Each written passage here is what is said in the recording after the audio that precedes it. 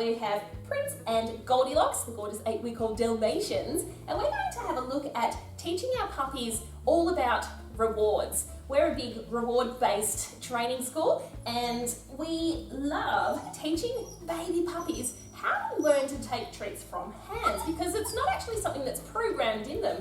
Some dogs, you go to give them the treat and they're slobbering crazy all over your whole hand without actually targeting where the treat is. Absolutely. Or they might be a little bit like Goldilocks here, who thinks all of your fingers are part of the treat, so it can hurt when you're trying to give a puppy some treats.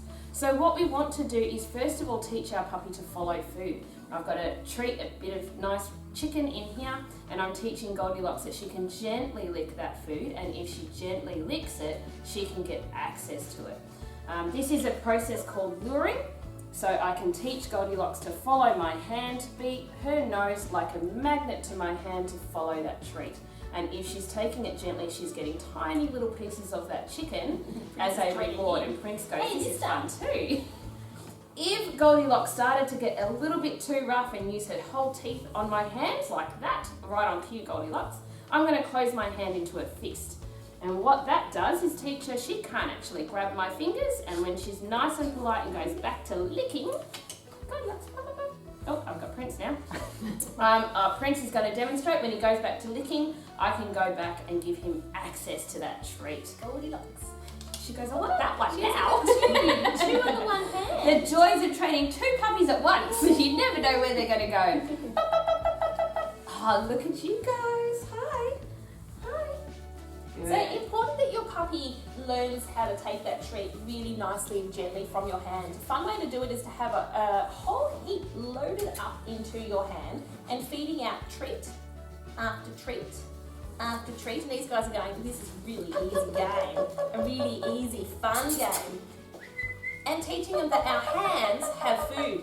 Now when we use our hands later on for things like recalls and stuff, your puppy will constantly check out your hands, because it's our hands that give the treats, it's our hands that give the pats to the puppy.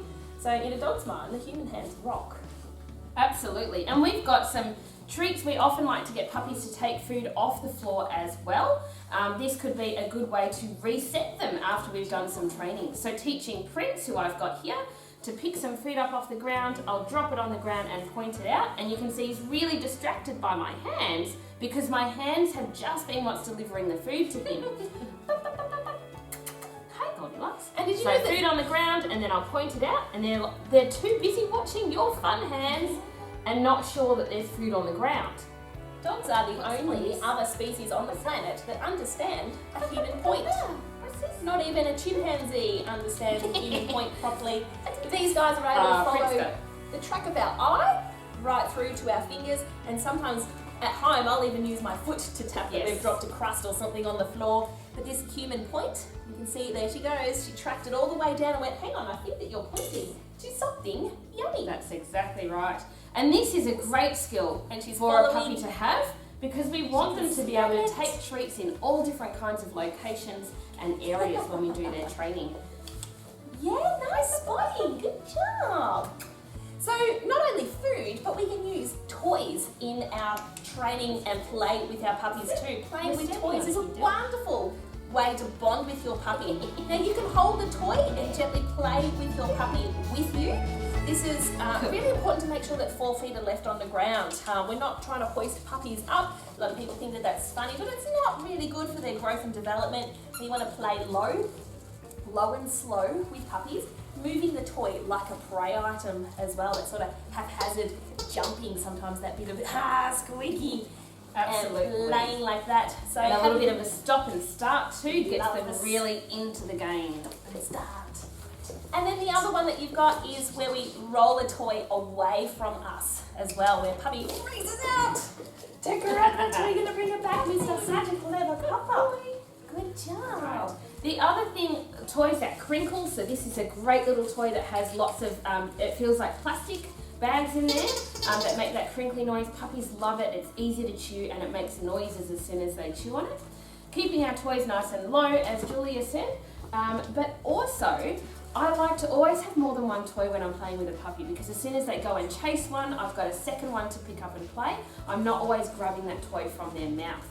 When playing tug, you'll notice that with Goldilocks, I'm keeping it nice and gentle. So Goldilocks has to be the one that's putting the pressure on the tug and not me. I'm not getting right into that game and tugging it out of her mouth. I want her to learn how to tug first before I put much pressure back. So I might move the toy in her mouth, but I'm keeping it nice and easy for her to come and get and grab whenever she wants to. So you could try some treats from your hand to your puppy, some treats on the floor to see if they can find it, a toy and a little bit of a game while you're still holding it, or throw a toy, remember keep it low, and see if your puppy chases after it to bring it back to you. Go and have some fun with your dogs.